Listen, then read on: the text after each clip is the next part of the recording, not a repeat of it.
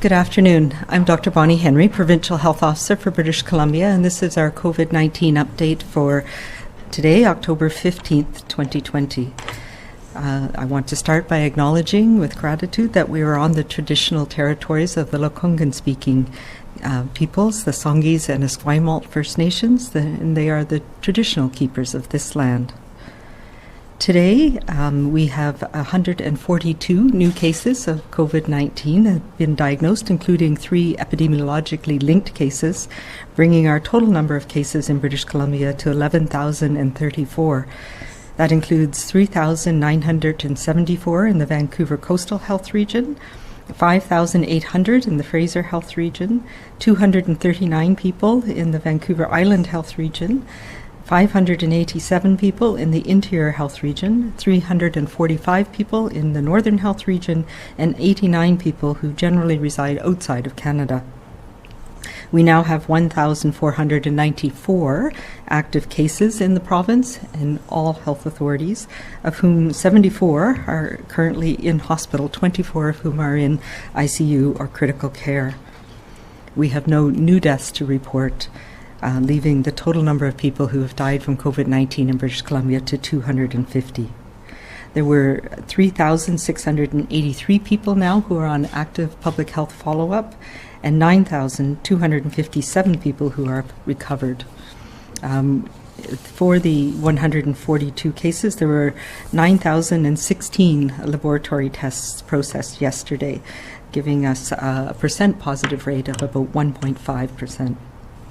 There are no new healthcare outbreaks to report today, and 19 active outbreaks in our healthcare system continue, including, 17 of which are in long-term care or assisted living and 2 in acute care facilities. We now have 921 cases in our healthcare system, including 533 residents and 388 staff. We have 1 new community cluster to report today in the Interior Health Region at the FedEx office near the airport.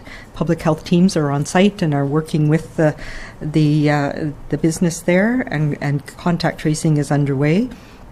There is no risk to those in the public who are picking up packages, and there's contact tracing underway right now. And in addition, please check with each of the health authority websites about other community exposures. Oh, excuse me. Got something in my throat today. So today, as part of our ongoing provincial monitoring for COVID-19, health teams have been paying careful attention, as you know, to children who might be hospitalized with what has become a new syndrome that is sometimes associated with COVID-19, and that is the Multisystem Inflammatory Syndrome in children, or MISC as it's known. And we have been following this for some time. Initially, we were only reporting confirmed cases, but in the summer, we changed our monitoring to report cases under investigation to be aligned with both the Canadian and the WHO case definitions, and to make sure that we could monitor all of the children who might have been affected by this. We have had 16 children who have been under investigation. None of them have had any positive laboratory tests that would indicate they were associated with COVID. And today we did have 1 child, our first confirmed case of MISC here in British Columbia. This is a young child under age 5 who has been diagnosed with MISC once their serology test came back positive for COVID-19 this week. The child has fully recovered and is now at home. And to date, we, as I mentioned, have had 16 children who have been assessed for MISC but have not had any association with COVID-19 and are, in the assessment of the pediatricians, much more aligned with what we normally see with Kawasaki syndrome in children. Again, also a relatively new syndrome that's associated with infectious illness in some cases. And it's, we think, though we're not entirely sure what the cause of it is, both MISC and Kawasaki syndrome are associated with inflammatory processes that happen in the body, particularly the blood vessels, after a person has been infected with viruses in many cases. And we will continue our ongoing monitoring of any child who's hospitalized with the symptoms that meet the case definition, and our pediatricians at Children's and Women's Hospital have been an incredibly team of experts who've been supporting children and parents around the province to make sure that we have this, that we understand what is happening here with this. So today as well is International Hand Washing Day. So I do want to take advantage of that to remind people that the simple act of cleaning our hands can make a big difference in our lives, making sure that we are protecting each other and ourselves from COVID-19, but also for many other illnesses, everything from the things that cause stomach upset to influenza. And this is our time to remind people that take a moment to refresh your good hand washing techniques and habits. Make sure you wash your hands when you come home after you've been outside, if you've been touching things like on transit or in the school, cleaning your hands before you eat, before you touch things and put them in your mouth, making sure that you're not touching your face are important as well. And soap and water is the simplest way to wash your hands, and we need to do it for 20 seconds. It works by mechanical actions, so making sure that you use the soap, you get your hands wet, you lather them up, and then you wash them and rinse them under running water, warm running water. For those, for times when soap and water is not available or a sink is not available, alcohol-based hand sanitizers can take that place, particularly if your hands are not visibly soiled, and they get rid of those transient bacteria and viruses that we can pick up by touching things in the community. So remember, wash your hands for at least 20 seconds with soap and water and dry them thoroughly. And if soap and water is not available, then alcohol-based hand sanitizers can stand in. Another important preventive measure for everyone is, especially this year, is to ensure that everyone gets the influenza vaccine. Vaccine supplies are starting to come in here in BC now, and we've started to distribute them around the province. I want to reassure everybody we have sufficient vaccine supplies. There's been no problems that we've identified with the supply that's coming in. The supply chains are strong, and there have been no delays in the manufacture of the vaccine this year, so that's good news for all of us. The optimal time to be immunized is in the coming weeks. So if it takes a week or two for you to get an appointment with your pharmacist or your physician or you're at your public health clinic, the best time to do it is end of October and into November, and that's where we get the maximum protection through influenza season. So I want to reassure everybody that the supplies are coming into BC and are being distributed around the province and will be in the coming weeks. We also monitor very carefully for influenza and do this every year here in BC and across Canada. And the influenza, so far, rates have been very low in our community. So we're not yet into that season. So we have time to make sure that everybody who wants it can be immunized in the next few weeks. And so monitoring influenza, it's still low, and we want to keep it that way. And we keep it that way by doing these important protective measures like cleaning our hands regularly and being immunized for influenza. So as we know, everyone in BC has a role to play in our COVID BC response, and no more so than as we move into this respiratory season. What you do helps everyone around you as well. And these simple steps like washing your hands regularly, getting our influenza vaccine, can make all the difference to us, our families, and our communities across BC. So please do your part today to help protect our communities this fall and winter. And of course, we need to continue to do this, to care for each other, to connect with each other, even as we take those measures that keep us physically apart, and continue to be kind to each other, to be calm and understand that this part of the storm can be challenging for many, and we need to do our own bit to be safe. Thank you very much, and I'm happy to take questions. Thank you, Dr. Henry. As a reminder to everybody on the phone, please press star 1 to enter the queue. You are limited to one question and one follow-up. Please also take your phones off mute. You will not be audible until your name is called. First question today is from Shannon Patterson, CTV. Oh, hi, Dr. Henry. Today I met a 31-year-old Vancouver woman who was on a ventilator with COVID for 16 days in September and nearly died. We know a lot of young people are getting COVID right now, but can you tell me how many other similarly aged young people are having serious outcomes like that? Yeah, and we do hear about this, of course, and the recovery from even milder illness for some people, the recovery can take a long time. We, of course, are really happy that this young woman has survived. If we look at the data that we have on the dashboard at the BC CDC, it lets us know, the number of people who are infected, how many in each age group have been hospitalized, and we've thankfully had nobody who's died under the age of 40. There have been 3 or 4 in the 40 to 50 age group, but we know the more severe illness goes up as we get older. But we are not immune to severe illness and these very stressful and trying and long-lasting impacts for people who have to be in hospital, and particularly if you required mechanical ventilation. So, yeah, thank you for bringing this up and reminding us that we are not immune ourselves from having these types of illnesses, but also we can bring it home to our families and to elders who may not have that same robust response to recover from something like COVID-19. Shannon, do you have a follow-up? Yeah, this woman told me that like most people her age and her friend group, she did not take COVID all that seriously. She told me she felt she was invincible, and if she got it, she would be okay.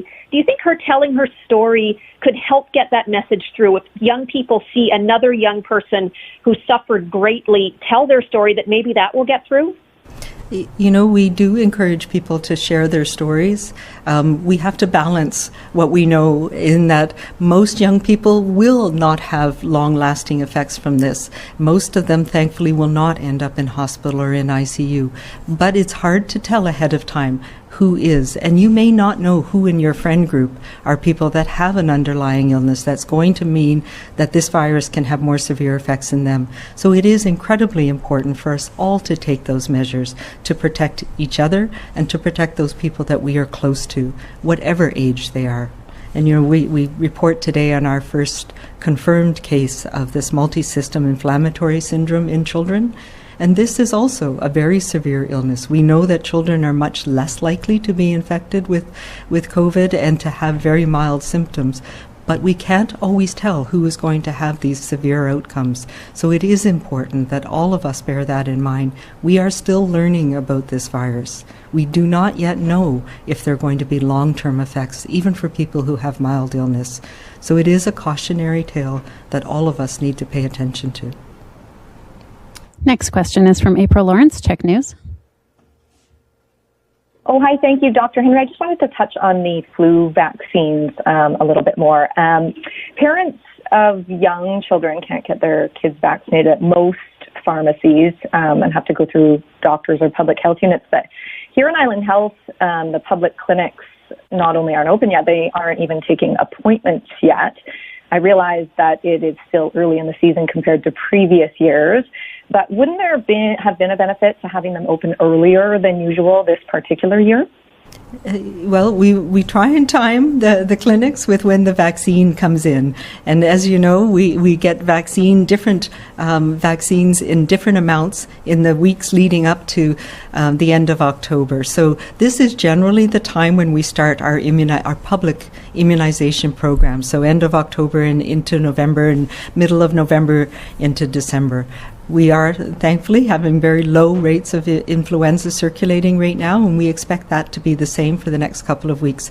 So yes, every health authority is planning on making sure that they have clinics. We have to do it slightly differently in the time of COVID, making sure that we don't have people congregating together, that we can keep people safely apart.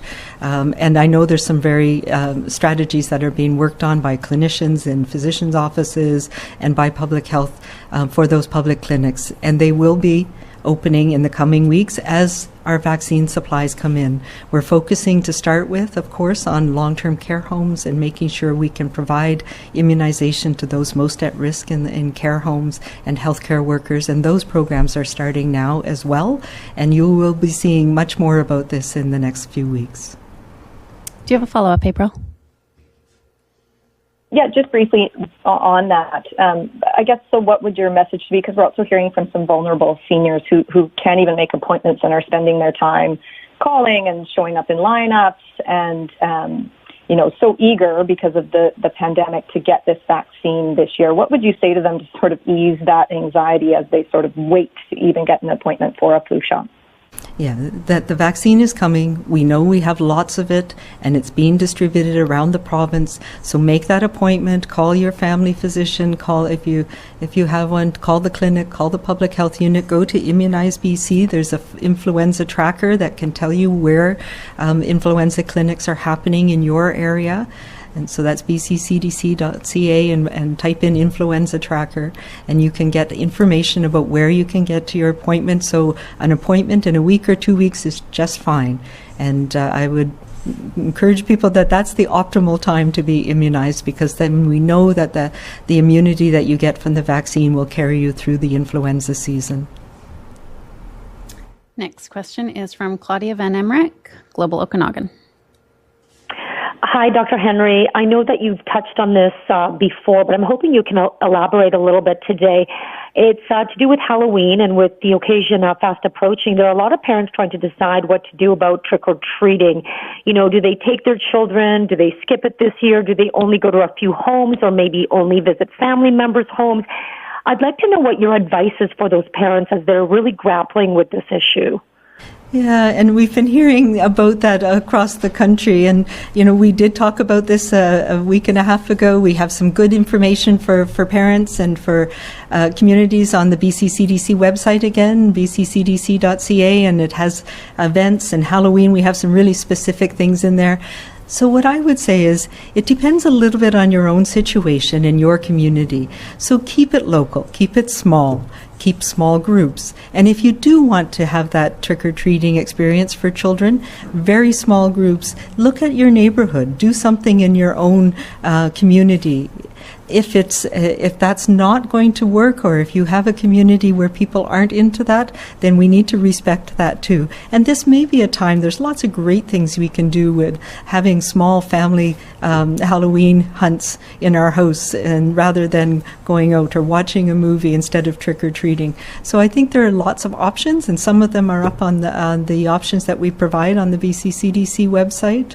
I think we have to be mindful as well that some of those communities where the whole street would get involved, or a whole building would get involved, or in the mall where they had indoor events, those are not going to be recommended this year. We want to keep things small with your small group, but there is ways, if there's a street or a part of your community that wants to get involved, to have outdoor small numbers with things pre-packaged for kids.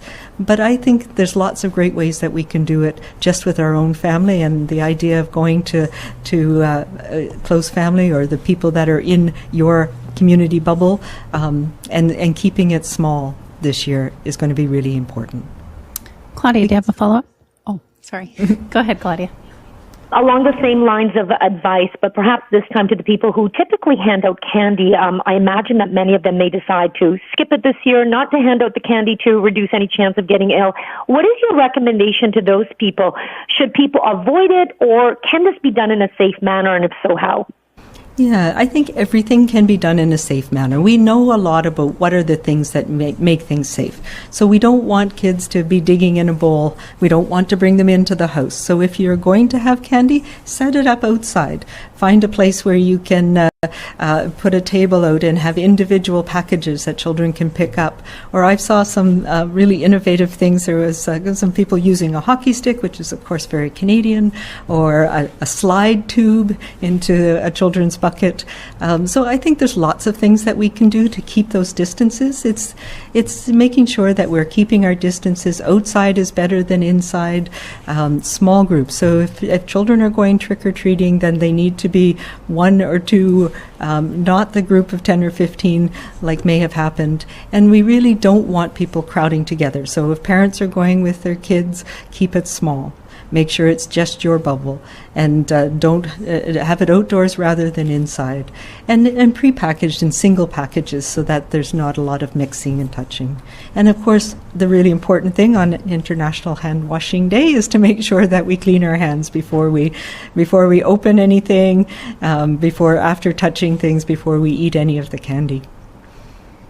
Next question is from Zara Premji, CBC. Oh, hi, Dr. Bonnie Henry. Well, first off, I should say Happy International Hand Washing Day.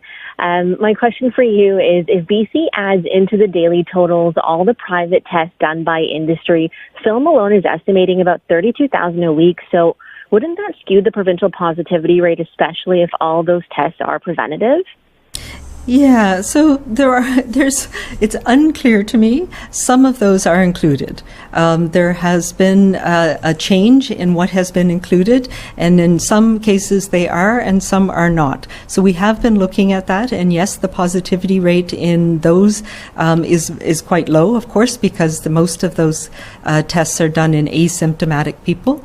But when we take out the ones that we believe are associated with those, and I have to say, the challenge that we have, and we've said this a few times, is we have many different platforms that are being used, and it's sometimes difficult for them to talk to each other from an IT perspective. So we're not entirely clear which ones are the ones from specific industry, for example. Some of them are industries like some of our industrial sites, or some of the processing plants where we've had a case and other people have been tested. So it's a mixture. But yes, we do monitor those. And even without that section, those pieces of the lab, most of them are done through, the data comes in through Life Labs. Even without those, we do monitor our testing rates as well, and we do remain low here across the province, with certain exceptions. As we can see, we still have a high proportion of our cases are in the Fraser Health region. And one of the things that are important, as we've talked about before, the daily case rates are the number of people who have tested positive today, but it doesn't reflect when they might have been exposed and when their illness may have started. And it is much more, when we look at it, we look at that epidemic curve by date of onset of illness, and that's available on the BC CDC dashboard. And we look at the rate of infectious, the percent positive over time. So a moving average over a week is much more representative of what we're seeing across the province. Do you have a follow-up, Zara? Yes, thank you. So, Dr. Henry, why do data analysts believe that BC has stopped sharing how many health workers are testing positive? So, if this is shared with Public Health Canada, if not, why not? And is this not crucial information given this whole call for radical transparency? We have not stopped sharing that. That information is provided. We collect that information as part of the case report forms, and it is information that is collected at the BC CDC. We've not been reporting on it on an ongoing basis. It takes some time to do the analysis, but we do provide that information, and certainly provide it on request. One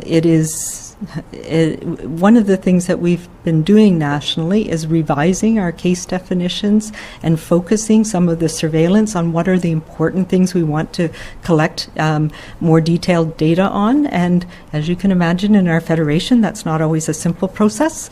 But we have recently agreed on case definitions for important occupational groups like healthcare workers. So it has changed slightly from what we were reporting before.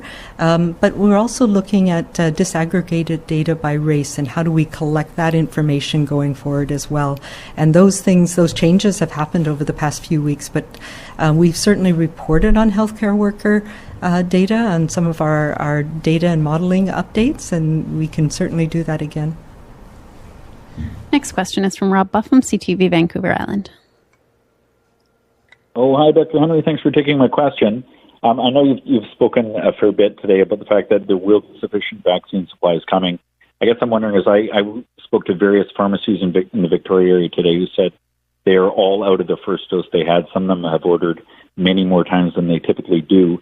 So I'm wondering if you can explain for me, what's the point in having that first dose come out when it does now if it's not as effective as getting it later? And And do I understand correctly, we're not actually in flu season yet, although people's kids may be getting sick with colds or bugs at this time? Yeah, so we monitor for influenza in similar ways that we use that surveillance system that we have for influenza to help us understand COVID early on as well. And we're not seeing a lot of influenza circulating right now yet in the province. There's no perfect time to get the influenza vaccine. And as our stores come in through the ordering that we've done over many months ago, in February is when we had to put the orders in, they come in over time, and we distribute them around the province. So yes, there'll be more coming this week and more next week. So it does take some time early on, and the demand has been very high early on.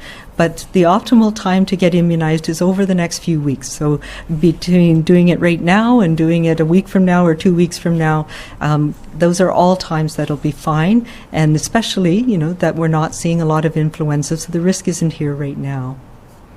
Rob, do you have a follow-up? I do. I'm just wondering if you can explain for me, in terms of people's options, if you want to get it, as I say, if you call a pharmacy in Victoria now, the best you'll likely get is put on a wait list. Do I understand correctly, you could go through a pharmacy and perhaps get in there in a week or two when more comes in, or go through your GP or through public clinics that provide flu shots, in the coming week or two or whenever that starts happening? Yes, so there are many options that we will have available again this year. So health authorities, the public health clinics will be running flu clinics. There'll be immunization options through pharmacists, and in the last few years, pharmacists have delivered a good proportion of influenza vaccine in the community. We know that physicians' offices also deliver vaccine, and they are looking at ways of doing that to be very efficient this year as well. So there will be public mass immunization clinics, as we call them, through public health that are being scheduled for the coming weeks, as well as immunization through physicians' offices and through pharmacists. And I would encourage people to go to immunizebc.ca, and there's a flu tracker where you can find out what pharmacists, what clinics are happening in your area, and that's a good way to find out what's coming up in your area.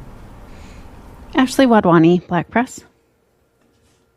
Hi, Dr. Henry. Are you able to confirm how many suspected cases of MISC there have been in BC? If I recall correctly, I think it was back in August you mentioned we'd start reporting suspected cases or recording them.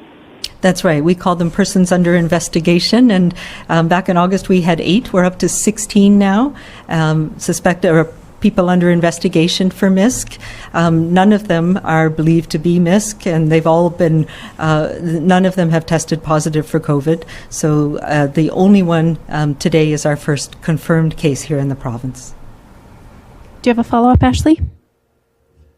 I do. I'm sorry. I know you've talked about MISC before, but 2020 has been a little long, to say the least. So I'm hoping you could break down again what the concerns are when it comes to this syndrome, and are you concerned about BC seeing its first case most recently? Yeah, no, this is something that has been associated. We first heard about it back in April. With children out of Italy and in New York City, and there were small numbers of children, some of whom had antibodies or had tested positive for COVID. So there was a worldwide effort to see if we can quantify this and understand it. And it was a syndrome. When we call it a syndrome, that means there's a bunch of different things that can happen, and it's a combination of them that fits you into this criteria. So a syndrome is something when we don't know exactly what's causing it or what's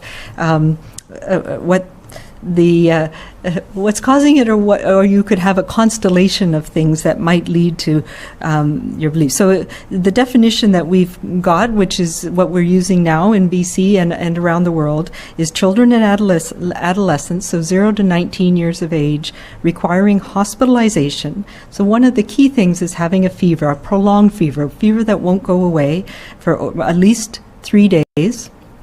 And as you can imagine, that's not an uncommon phenomenon. And at least 2 of the following. So the things that we're seeing with this that are slightly different from Kawasaki syndrome, we're seeing some children have gastrointestinal, so stomach, abdominal pain, things like vomiting or diarrhea. A rash is quite common, usually on both sides of the body, and it has to do with inflammation of the small blood vessels under the skin. What we call non-purulent conjunctivitis, so that's red eyes, inflammation around the eyes, and often inflammation and swelling around the mouth as well, and the hands and feet in some children. Because this virus, COVID-19, and other viruses can also attack the blood vessels, it can lead to what we call hypotension, so relaxing of the blood vessels or leakiness in the blood vessels that can cause them to stretch and expand, or cause inflammation around the heart and around some of the blood vessels. And the other part of it is sometimes blood clotting can be associated with it. So those are things that we also see with post-infectious syndromes from other viruses, but also what's called Kawasaki disease. And there's a number of blood tests that are associated with it as well. And what we know is that we rule out other causes that can lead to this type of a syndrome, including a bacterial infection, which sometimes happens, and so no other obvious cause of it. And a confirmed case is somebody who has that syndrome in a child that also tests positive, either by the NAT test, the nasal pharyngeal test, or by a serology test. And that's been more common in the cases that we've seen around the world, because this is a syndrome that tends to come up several weeks to months after an infection. And so all of the other kids, the young people that had it, that were in hospital here in BC, the 16 others, none of them had any tests that were positive for COVID, and were likely, according to their clinicians, much more likely to be associated with some other cause. And then this is the first time that we've had a child who actually has tested positive by serology, which means they had an infection in the past. Next question is from Brishti Basaribas. Hi, Dr. Henry. Thanks for taking my question. According to the statement released yesterday, the number of people hospitalized with COVID was 84, and today you mentioned that it's 74. I was wondering if you know what accounts for the discrepancy there. And good news, people were discharged from hospital. So yes, we had a decrease of 10 people in hospital over the last 24 hours. Sometimes it takes a bit of time for the data to catch up. As you know, there's hospitals around the province. The majority of them were people who were discharged from hospital in Vancouver Coastal. Brishti, do you have a follow-up? No, that's all. Thank you. Thank you. Next question is from Craig Takuchi, Georgia Strait. Hi, Dr. Henry. I just want to ask, how much of a risk is there of transmission in some situations that teachers have told me about in schools, such as their inability to prevent physical distancing, and students touching each other, everything from roughhousing to hand-holding, cohorts intermingling during breaks, and the inability to hold staggered breaks because of limited supervision. What can teachers do if they feel that their unions or WorkSafe BC is not doing anything about these issues, even though they're reporting them? And how much of a risk of transmission is there? Yeah, so, risk in schools, as we know, is related to risk in our communities. And we've seen a number of exposure events where we have not seen almost all of them, we've not seen transmission within the school setting. So that tells us that the risk in the school setting is still quite low. And it is reflection of what's happening in our community.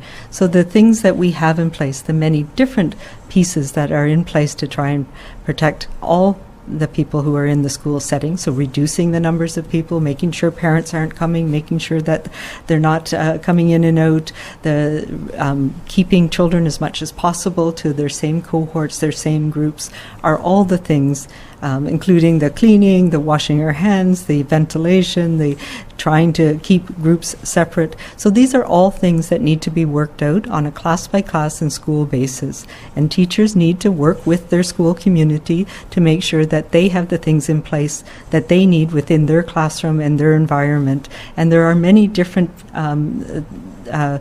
ways that people are doing that in different schools. So I would encourage them to talk with their principal, to talk with the superintendent and the school boards to make sure that things are done as they need in each individual school. Craig, do you have a follow-up? Yes, thank you. Would you have any advice for special education assistants who have to physically work close to their students who have diverse needs or special needs, but who may spread their bodily fluids inappropriately, such as spitting or drooling, intentionally coughing? And also, these assistants, they move from classroom to classroom or between cohorts throughout the day to attend to the various students. And is that a transmission threat at all? You know, these are not new things. We know that there are people who work with special needs children in the school environment every year, and there are always concerns about health and safety and how to manage that. So each individual child and their assistant needs to have a plan for how they're going to manage things. And yes, we do have plans in place for every classroom, every school, to make sure that risk of transmission is minimized. And really key, of course, is that we want to make sure that anybody who's ill, whether it's a staff person, a teacher, a student, stays out of the classroom and make sure they get assessed if needed. So those are all the things. There's layers of protection in place in the school. So there's not one thing that is going to make the difference. And each special needs child and their assistants needs to have a plan for how they're going to manage these. We have one more question this afternoon. For everyone listening, Dr. Henry will release a statement this afternoon with the latest information on cases, hospitalizations, and outbreaks, which you can find at news.gov.bc.ca for medical guidance on protecting families and communities, and for access to provincial guidance on COVID-19, visit bccdc.ca, and for information about the province's pandemic supports, visit gov.bc.ca/COVID-19. Last question today is from Sandy Hall, CFAX 1070.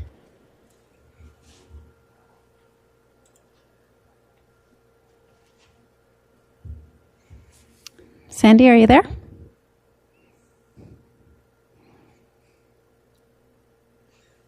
Can you hear me? Yeah. Yeah? Okay. I'd like to ask, a lot of people out there ride the bus, as I do, and I'm noticing an awful lot of people getting on the bus that apparently has mandatory masks, and they immediately put them under their chin when they get on or under their nose. And I'm wondering what kind of message you might put out about that, because it's really hard to social distance on a bus. It is, and you know, we are all learning. We're all learning how to live with things like masks and physical distancing and hand cleaning. But yes, we need to learn how to wear a mask properly, and that is something that we remind people with the posters that we have. And it needs to cover, for a mask to be effective to protect you as well as protecting others, it needs to cover your mouth and nose. So any of your excretions that you breathe in and expel get caught in the fabric of the mask. So it is important to not fiddle with them and to keep them covering your face, your mouth and nose, particularly when you're in those enclosed environments. They're also making sure that you clean your hands after you leave the bus before you eat, things like that will be helpful as well. Sandy, do you have a follow-up? Just one. I'm wondering, right now it does say mandatory masks, but they're really kind of mandatory-ish. A lot of people are getting on the bus without masks. And as we've heard you say before, it's kind of rare that you would have a medical condition precluding a mask. So do we need to get tougher? Yeah, you know, I've been talking to Transit, and they've provided stats, and it really shows that the vast majority of people are doing the right thing. And we need to remind people sometimes, and that's the job that that Transit is taking. They're doing it in an educational way, making sure that things are up there, reminding people the posters are up there about how to wear them and how to do it safely. And we need to remember that most people are doing the right thing, and we need to make allowances that we don't always know somebody's story, and it may not always be obvious why they are not wearing a mask. But it also is important for us all to do our bit, and it is when we cannot maintain those distances, and Transit is the perfect example of that. It's all of us need to do our bit by wearing our mask and wearing it properly when we're in those situations. That's all for today. Thank you for joining us. Thank you very much.